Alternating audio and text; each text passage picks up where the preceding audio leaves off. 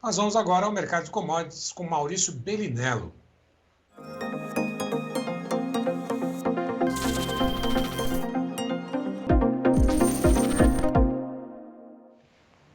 Maurício, boa tarde, tudo bem? Fala Braga, boa tarde a todos.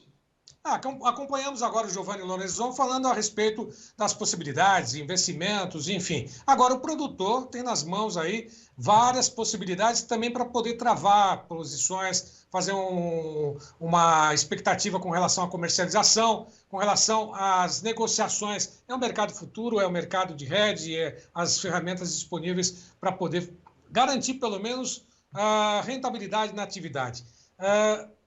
Isso é exatamente aquilo que a gente tem falado todas as vezes que você participa, do produtor ficar atento a essas possibilidades e buscar ferramentas de proteção, não é isso?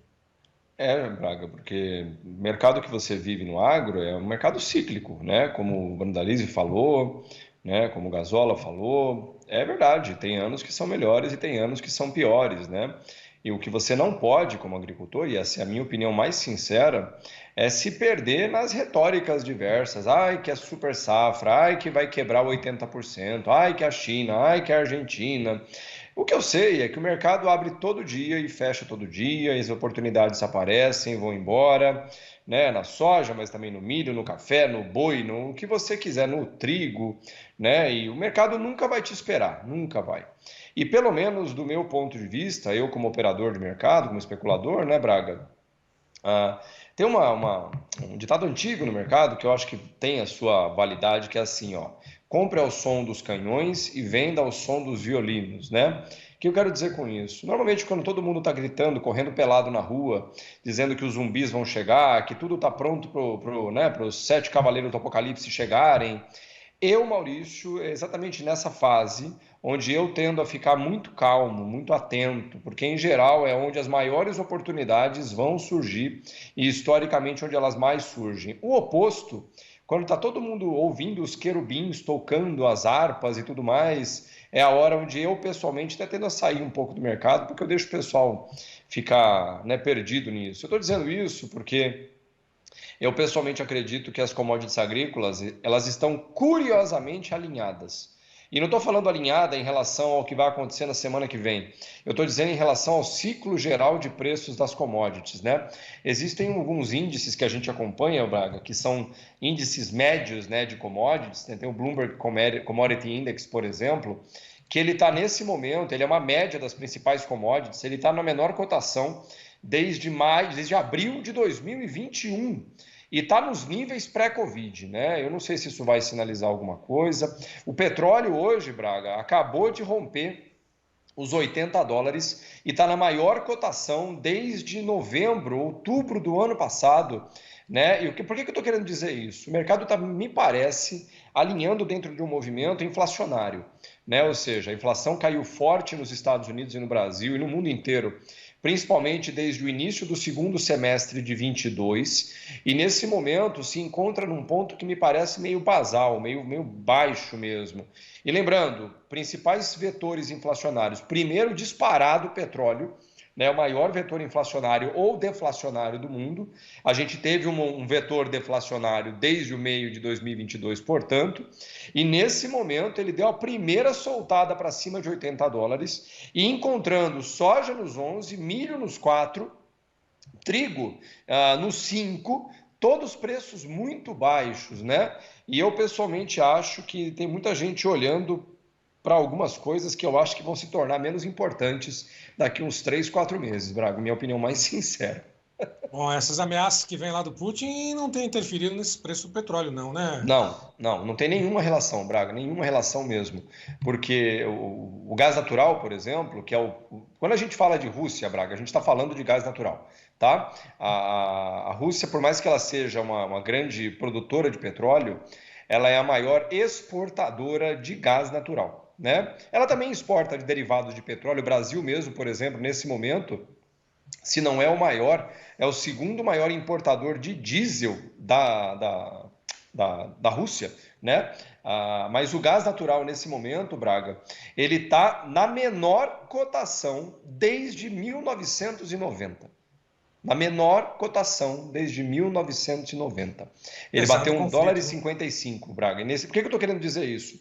Se houvesse alguma pressão relacionada à Rússia, o gás natural já teria explodido de preço, Braga. Sim, exatamente. Bom, nós temos aí o início do mês de março, expectativas em relação ao mercado de commodities agrícolas, mercado de energia, enfim, e o dólar, que está aí, pelo menos, do lado em queda, operando em queda, né? Pode ter uma oportunidade de travar esses preços, esse valor que está sendo praticado. Qual que é a tua visão nesse sentido? O dólar está em quanto, Gleidson? Coloca na tela, 4,9480, queda de 0,47. O que pode ser feito, produtor, observando essa cotação?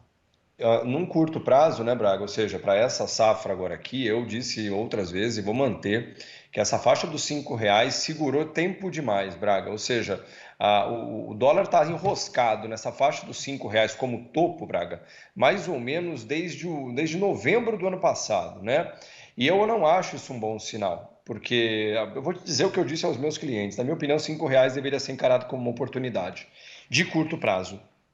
Ou seja, o dólar globalmente também está tendo dificuldade para subir, bastante dificuldade, isso em relação a outras moedas centrais, como euro, libra, ien, né? E eu pessoalmente acho que, assim como eu comentei lá em outubro, novembro do ano passado, que o dólar deveria fazer um movimento de alta e fez, ele veio de 4,78 para 5,02 na máxima, nesse momento agora, como diria, sem fatos novos, eu pessoalmente acho, se eu tivesse que colocar minhas fichas, eu apostaria eventualmente num novo movimento de queda no dólar à frente, Braga.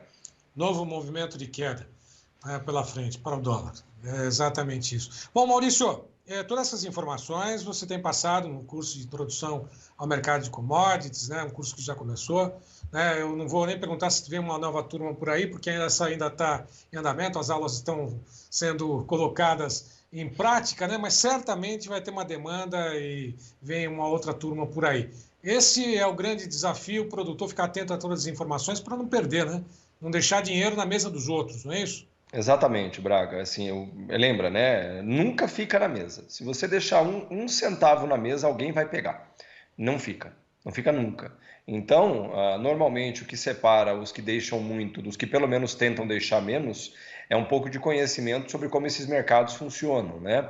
Porque, por incrível que pareça, as pessoas, especialmente no Brasil, elas tendem a acreditar que entes políticos diversos são capazes de mover preço de dólar, né? São capazes de mexer em preço das commodities agrícolas, não são, né? Vou dar um exemplo para você. No Brasil, a última vez que um movimento político provocou uma mudança de grande porte no dólar foi durante o que a gente chama dos eventos das LFTs em 2001.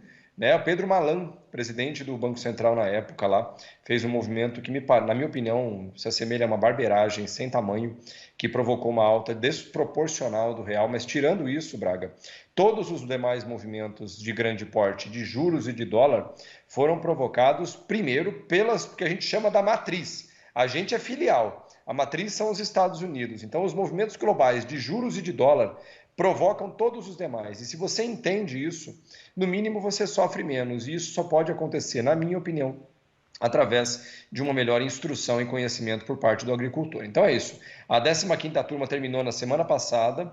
Eu vou organizar com o João agora uma nova data para uma outra turma que a gente possa eventualmente fazer. E é isso, né? Essa safra que está chegando agora aqui, lembrando, semana que vem, inclusive, Braga, só para comentar, dia 8, sai o relatório do USDA, daqui a exatamente uma semana. A gente deve ter o primeiro relatório realmente alinhado com a safra, ou mais próximo de estar alinhado com a safra brasileira, né? Então teremos provavelmente uma semana volátil semana que vem. Mas é isso, o mercado vai embora, a safra vai embora, assim como todas as outras foram, virão novas, e das duas uma, ou você vai ficar como eterno narrador do mercado, ou vai se transformar de um simples plantador de soja, de milho, de trigo, num operador de soja, milho e trigo. Eu pessoalmente acredito que é por aí que virá a revolução no agro brasileiro, João. João não, Braga, desculpe. Informações, sem dúvida nenhuma, são aquelas que beneficiam em todos os momentos. Né? Informar é poder dar ou oferecer poder àqueles que estão aí acompanhando todas essas informações. Né? Dá caminho, acesso à informação. Maurício, grande abraço, bom fim de semana, até segunda-feira. Se Deus quiser, Braga, ótimo final de semana a todos.